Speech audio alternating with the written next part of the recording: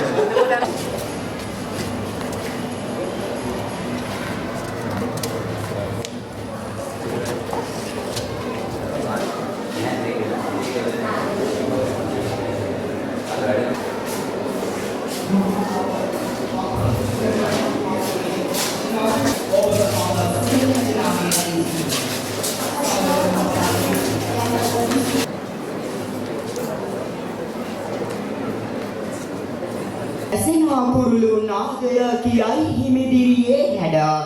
ඇසෙනාසින அனைவரையும் மிகவும் அன்புடன் வரவேற்கின்றோம்.